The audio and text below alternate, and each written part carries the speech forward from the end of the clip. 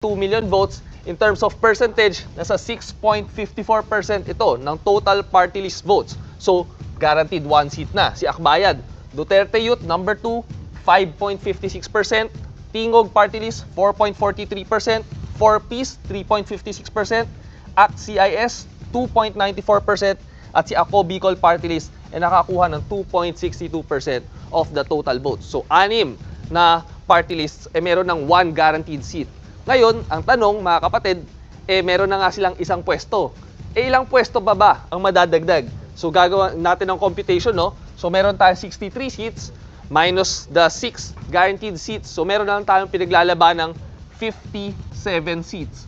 So, sa 57 na natitirang pwesto sa Kongreso, i-multiply natin dun sa kanilang percentage of total party list votes. So, 57 times 6.54%, so that is 3.7. So, meron siyang additional 3 seats. So, meron siyang isang guaranteed seat plus 3, that's 4. Pero alam naman natin na merong limit sa total seats sa party list. So, you only get a maximum of 3 seats per party list. So, si Akbayan, merong 3 pwesto in total. Next, we go to Duterte Youth. That's 5.56% times natin sa 57. That is equal to 3.2. Or again, 3 additional na pwesto rin. So, ibig sabihin, 1 plus 3, 4. Pero you only get a maximum of 3 seats. So, meron ding 3 pwesto ang Duterte Youth.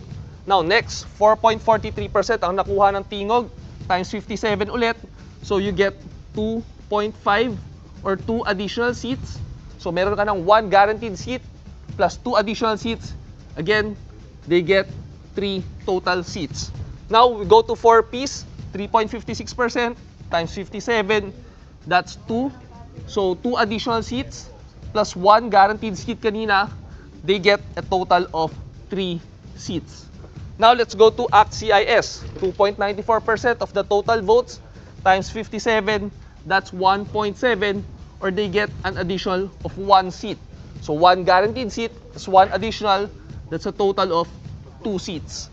And then last, yung Ako Bicol, ganun din, 2.62 times 57 remaining seats, that's 1.5, or they get 1 additional seat. So, meron silang 2 total seats. So, muli, balikan natin yung ating computation ngayon dito sa board. Akbayan gets a total of 3 seats. Duterte Youth, 3 total seats. Tingog and 4Ps also with 3 total seats. That is if their numbers, especially in 4Ps, no, if itong number nila dito holds at 3.56%. Pero itong tatlo, more or less, nakita nyo mga kapatid, no, medyo malayo na dun sa, so they'll get 3 seats. Guaranteed si Akbayan, si Duterte Youth, at si Tingog. And then ACT-CIS and Ako Bicol with 2 seats each. So pinag-uusapan natin dito, that's a total of 3, 6, 9, 12, 14, 16. So, meron na tayong 16 guaranteed seats, no? Okay, sige. Kung 63 minus 16, 63 sige. minus Bigyan mo 16. nga kami kasi, Edson, mag-eat bulaga na eh. Na? Oo. Pwede So, ba meron natin tayong malaman kung 47. sakasakali,